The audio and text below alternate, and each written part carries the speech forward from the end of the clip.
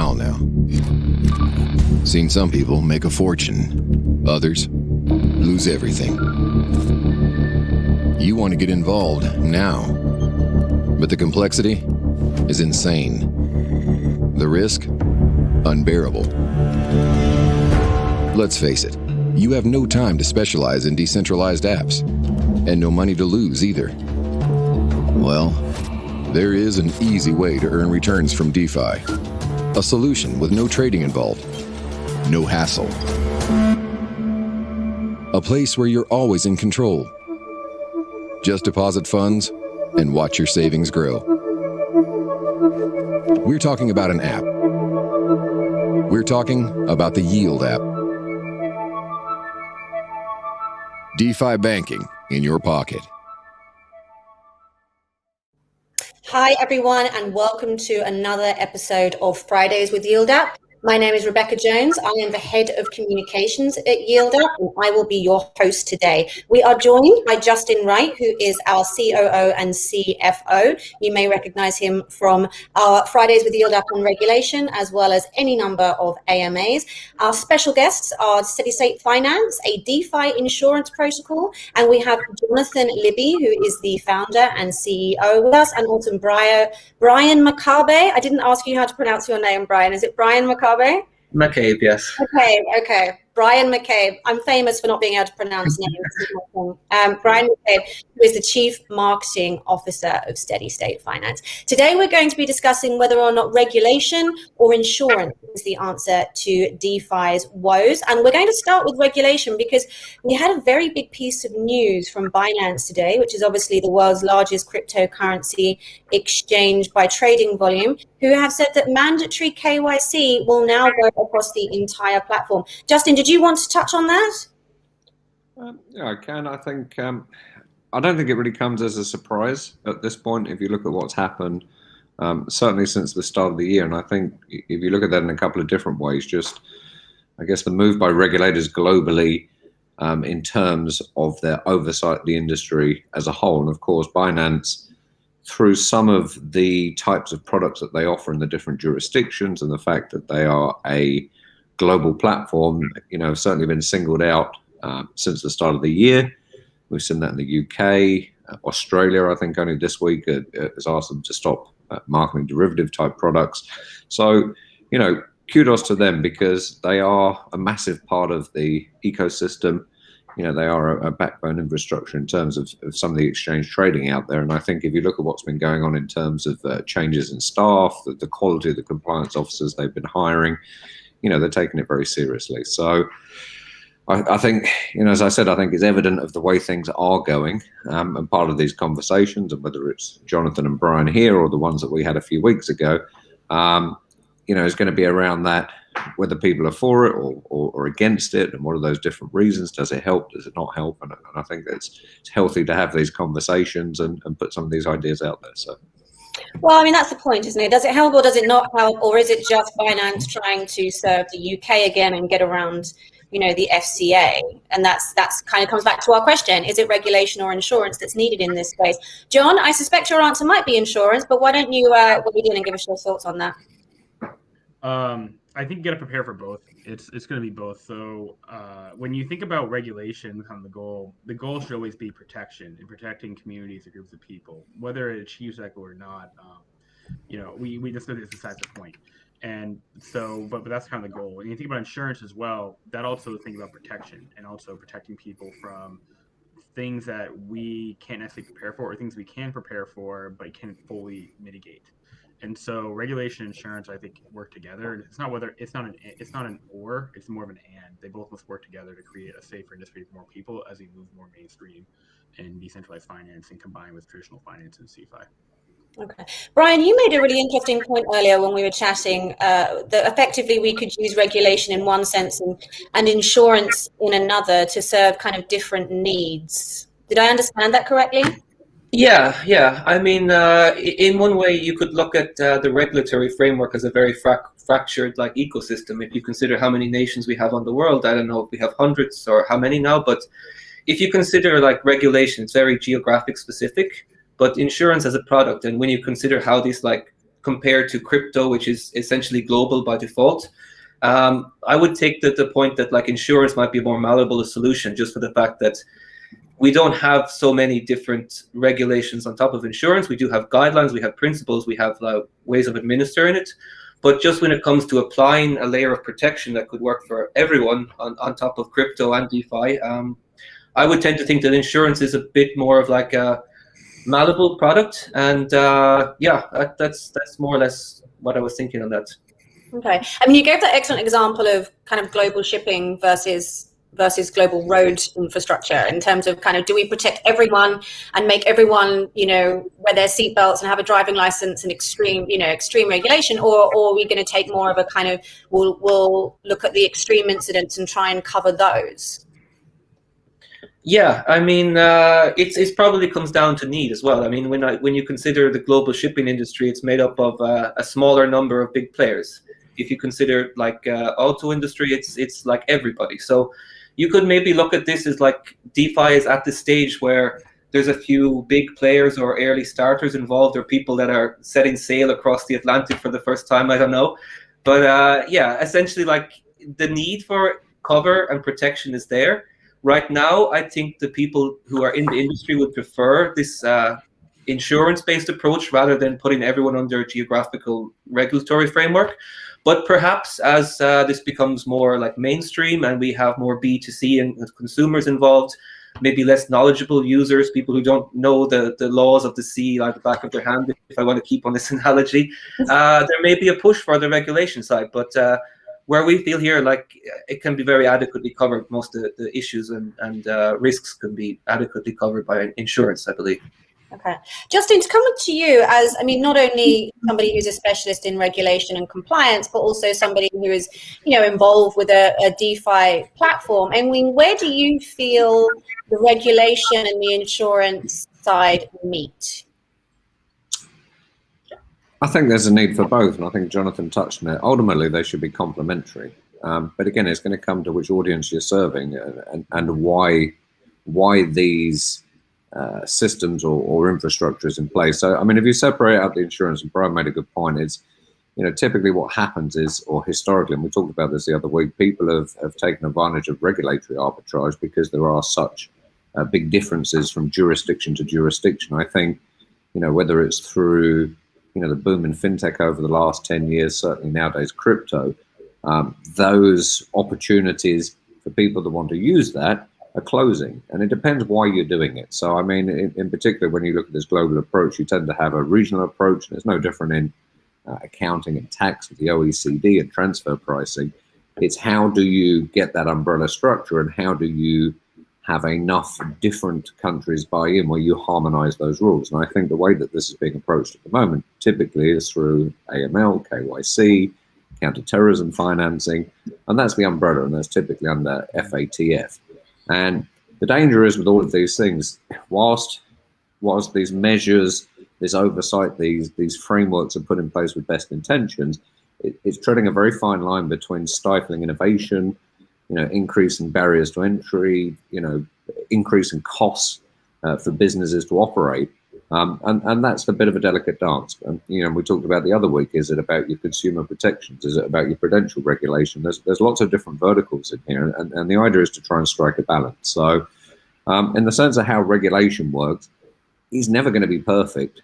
And sometimes it will be too onerous. Sometimes it doesn't provide enough protections, like I said, and it's trying to find that sweet spot. But of course, when you look at insurance, you have credit insurance. It exists today. So whether it's suppliers, supply chains, there's lots of different forms of commercial and business insurance that exist out there that already sit in a complementary way where you have regulated industries and markets today. So there should be nothing so different. I think what it really comes down to is it's just so nascent. And I think, particularly with Jonathan and his project, when we were talking about this and he was looking at it, it was, yes, you want to look at your pain points and what is happening with what's out there, and where could we do things better, or where do we see some gaps in this? But I think one of the really key things that Jonathan approached from the very beginning is, why does it have to be the responsibility of the individuals to insure themselves at a premium cost? Why can't you have the operators, the protocols who can bear the cost better, provide that insurance and protection for their customers. So it's a long way of going around it because there's no right answer, but ultimately they should complement each other. Okay. But like I said, it's going to be a fine balance between, a fit for purpose set of regulations and an insurance market, and those things coming together. But it's all there to aim for. One pickup, I think, and possibly explain a little bit about what steady state finance is trying to achieve. Yeah, with steady state, so steady state currently, what we're looking to achieve is we're looking to build businesses, insurance for the protocols in the industry. So regulation and insurance, there are kind of two interesting dynamics here, where with regulation, people kind of forget we run in decentralized finance, we run on decentralized autonomous code. We just dealt with this with Uniswap. Okay, so people wanted to, the regulators had a reality where they wanted to shut down Uniswap, but they couldn't because they can shut down the on-ramp to get into Uniswap, but the code is always going to run autonomously because no one's actually in charge of it, and it just naturally runs. The keys to turn it off have been burned, so anyone can just easily make an on-ramp to fix that.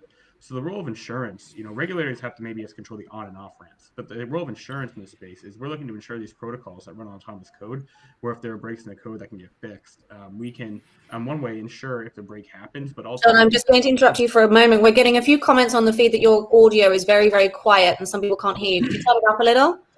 Do you guys hear me now? That sounds better. Yeah, sorry, carry on. Great. Yeah, so kind of what we do with steady state is we're looking to ensure protocols for breakdowns and codes that need to get fixed. And if there's a breakdown with a bug or the smart contract, we can actually cover that.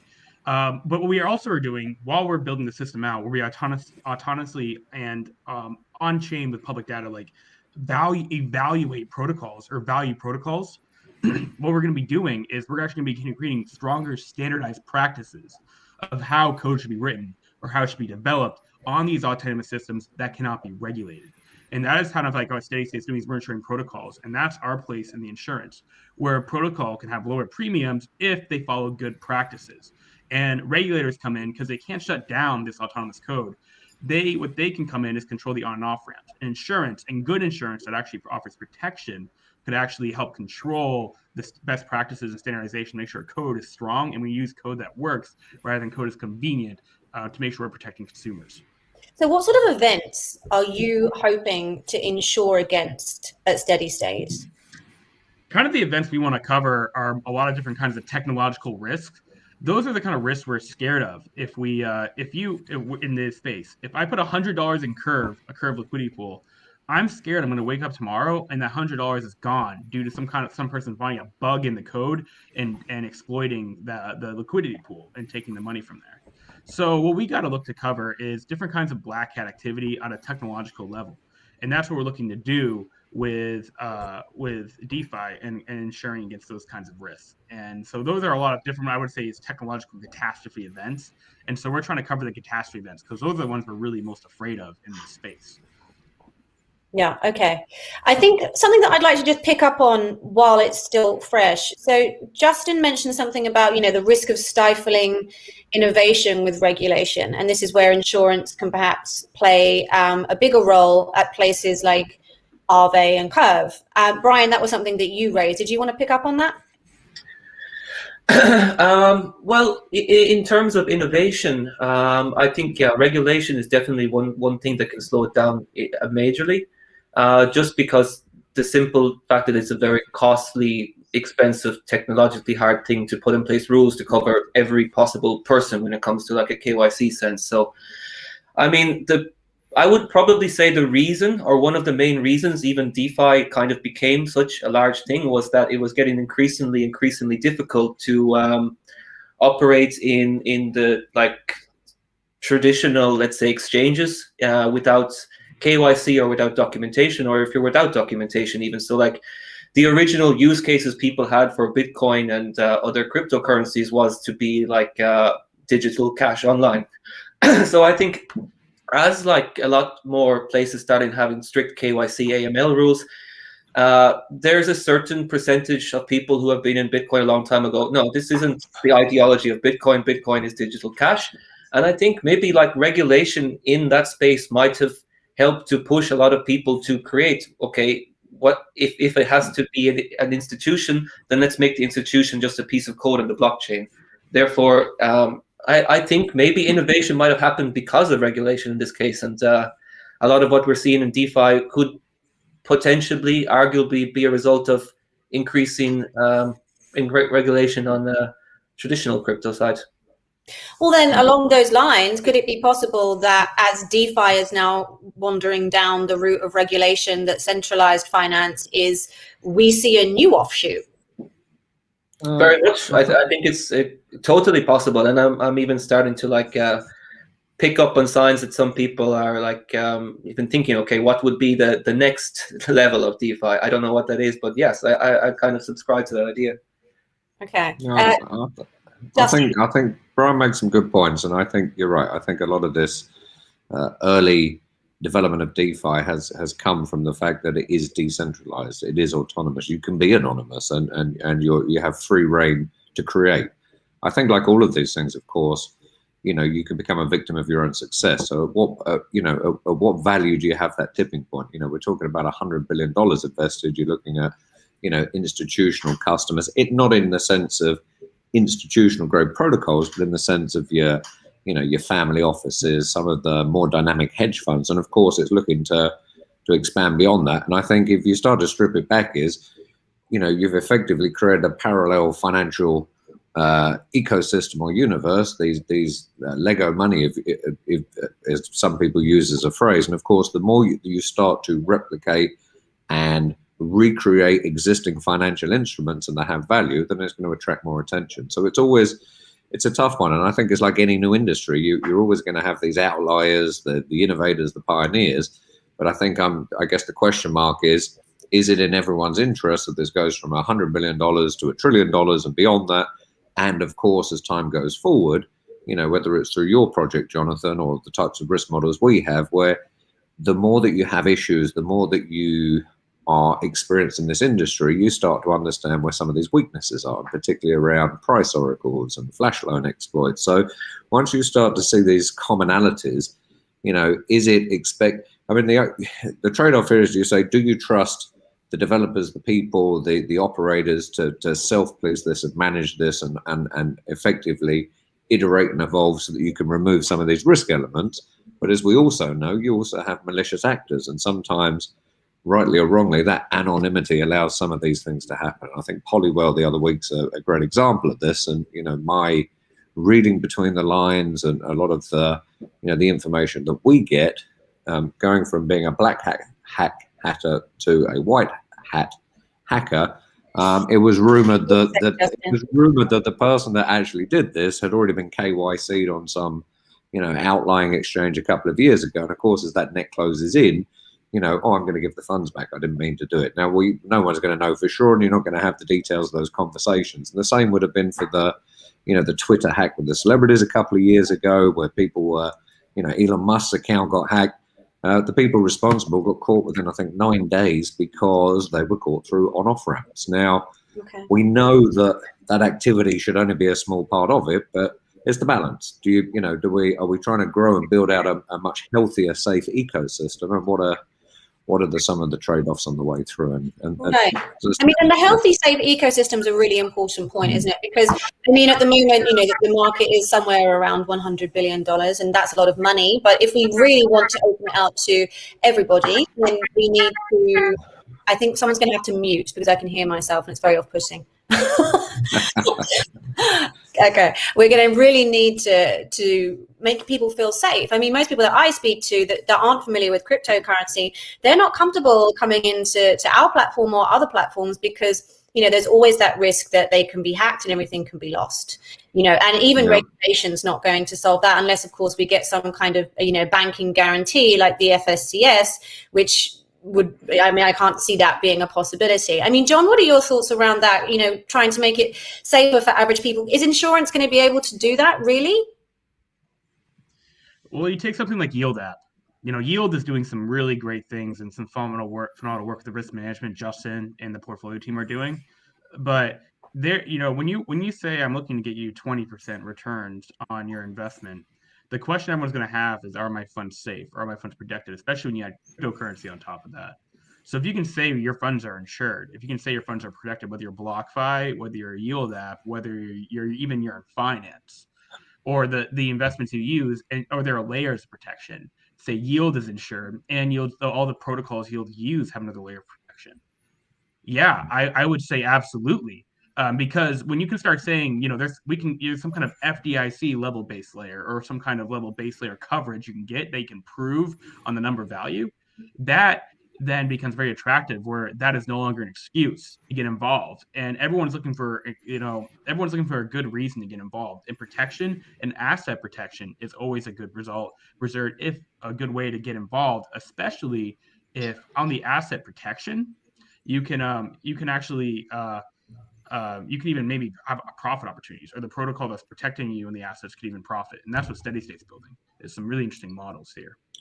Okay. I think there's a couple of really important points touched on there, and Jonathan kind of hit the nail on the head. I mean, you're talking, people are going to be attracted to crypto, to DeFi, to wealth management or digital asset wealth management platforms for different reasons. And ultimately, a lot of that is that rate of return. Of course, there is, the real risk-free rate of return in any asset class, in any existing market out there, is negligible. So all of these things come with an element of risk. Is how much can you de-risk it? That's where I think the regulation can bring comfort and safety to that, because if there is a threshold or a standard which you have to meet in terms of your operating practices, your data protections, your technology, your cyber security, these are the things that build confidence. We know that big banks have issues. There's frauds at high street banks. Insurance companies, ironically, haven't exactly created the best name for themselves over the years in terms of their ability to automatically increase your premiums every year and try and avoid paying you at all costs. That's their business model. So there's no magic bullet here. And again, it's another one where it's trying to say, what are the things we can take that exist today? What are the things that we have control of? How do we navigate what's going on out there? And how do we continue to try and constantly improve and increase that safety overall? Because I think the exciting thing is, this is a new financial universe. I hate using the word paradigm. I think it is. It's on the cusp. Isn't it a buzzword now, isn't it? A metaverse? Isn't that what we are? Metaverse works then, but I think it's really exciting. I mean, if for someone who's been in finance for so long, like I have, this has been the most exciting thing to happen in decades, if not centuries. But I'm not that old. And of course, we want to see that succeed. So you can take the best of the old and you can take the best of the new, and it's not going to be perfect. And I think. And this is, again, I've used the word trade-off a few times. You're always going to have people who say, well, that's not what crypto was for. Well, there's a whole, new set of participants coming in, and people starting to be educated and learn about the space. So, well, actually, I do have some investment capital, some funds. I do like peer-to-peer. I do like, my vintage wine cellar. Lots of people have alternative asset classes. If this is another one, then they're going to look to see and identify, what are those risks? How do I build confidence? Who do I work with?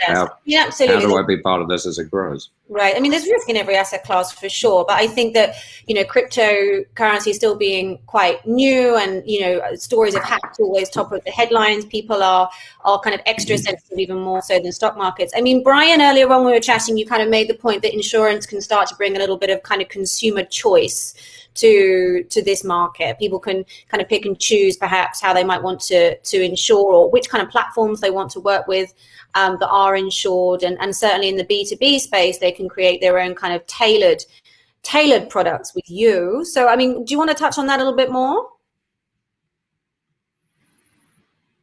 Oh, you're silent. I'm sorry. Yeah, just to go back to where we were, like I'm going to keep using shipping analogies all day, guys. I'm sorry, but if you look at like how insurance is working right now in DeFi space, you have like several protocols like Nexus Mutual and so on, and they will sell like individual insurance. So this would be, if I want to pack up some like goods and put them on a ship and send them to China, I can make sure that this pallet gets there, and if it doesn't get there, someone will reimburse my loss. So this would be, very much like individual, whatever the business would provide it. In this case, Nexus is providing this individual service. If I wanted to ramp it up and say, okay, now what if this same ship gets hijacked on some Gulf Sea, and then my stuff is gone and everyone's stuff is gone? this will be kind of an adulation back to our hack or smart contract exploit or something which would be like a black swan event. And so right now, there isn't really any adequate coverage for the ships, let's say. And Steady State wants to kind of come in and say, okay, we will essentially cover your ship, we'll cover everything on your ship, we'll cover your whole, we'll cover you. And in turn, this basically makes you seem like a very reputable shipping provider who people will want to trust to take their goods across the world because they have a pretty good standard of not messing up.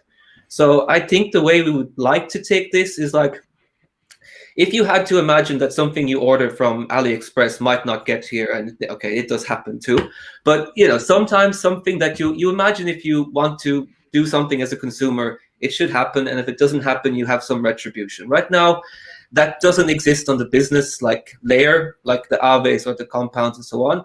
If fundamentally, if they get hacked, they might have some insurance, but they don't necessarily have like what would be business interruption insurance in the real world. So we kind of want to more or less model that, start basically, I guess, evangelizing the reasons why protocols should cover themselves.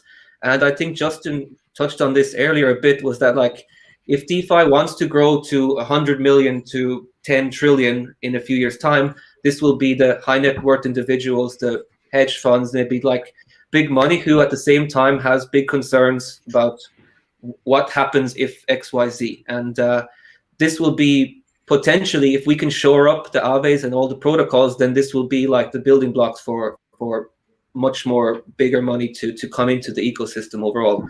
And I think like, for me, I think insurance is a better model to go than regulation for the fact that we are covering the ships, and the ships can still like pass on these benefits. So I think that, this should be the steps that we need to take, and I hope that our message is starting to sound back. Okay, John, I mean, you've mentioned before in other discussions we've had, you know, that the onus at the moment is on the individual to insure themselves within DeFi. And that, you know, that's not really anywhere else in the world, I think, other than perhaps mobile phone insurance, I'm not sure. But it shouldn't be on the individual to insure themselves. I mean, do you think that there's a place for both, where businesses insure themselves and individuals insure themselves, or you just think businesses should just insure? You're muted. He's on. Also on mute. We can't get these mics right. I see both. I see an industry with both, where if you can get a base layer of protection for protocols, you can maybe get a layer on top of that.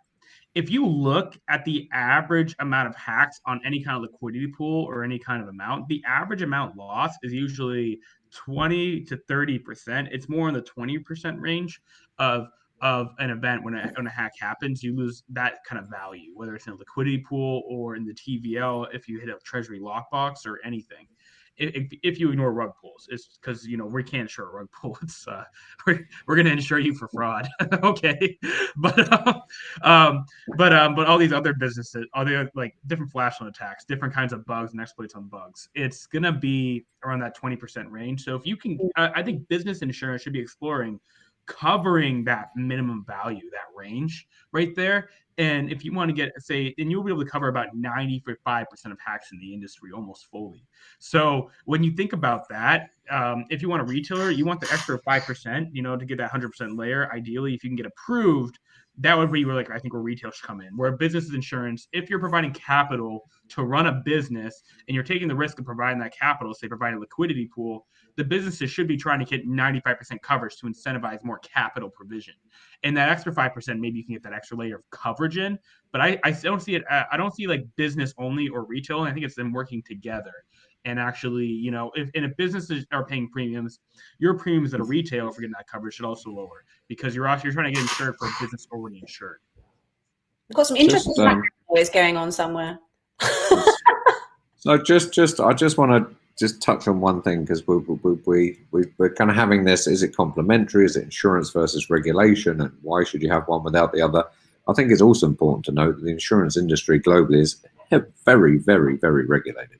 And typically it's done through, you know, statutory capital, tier 2 capital regulations, you basically your reserve requirements, just as much as a bank. So it's exciting because of where we are in DeFi. And I think in an ideal world, do you want to have insurance regulation as well as the insurance part of this business grows? Probably not today, but it's important that all of these things move forward together ultimately, because when your premiums, your cover out there becomes reaches such a size, then you also need your own capital adequacies, and that's got to work across the industry as well. And particularly if you look at DeFi, there's a lot of rehypothecation, there's a lot of linked obligations between different chains, and effectively some of that same base capital. So I'm not suggesting it should be full bore insurance for everything day one, for regulation, but of course regulation plays a very important part of insurance as well. So it's important it works hand in to hand. forget that as well. Quite.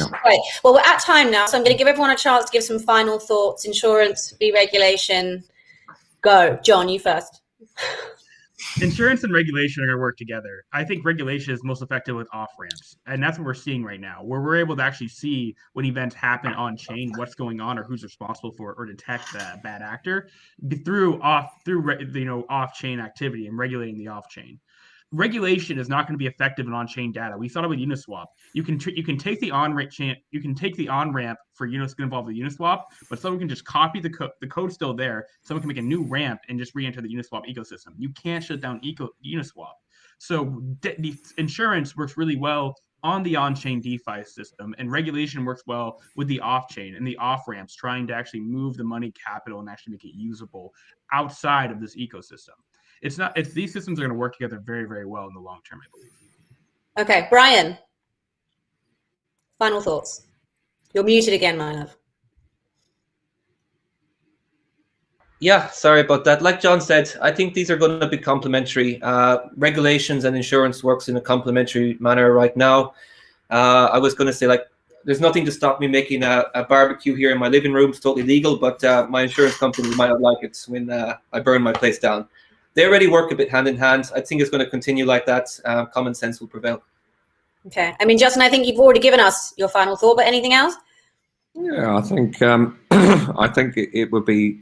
I think there's an argument for people not to make it a binary choice, which is, I understand why there can be a lot of resistance to regulation in certain parts of it, but I've found historically, and certainly through the last business with fintech business we had, by having an open dialogue, by engaging with regulators and advocating for the industry, you're able to have a much higher impact in terms of avoiding that overzealous approach to it and over legislation in the early days. So I think keeping an open mind is the important part. I think insurance and regulation together can actually really go a long way to help continue to grow the industry, to be honest.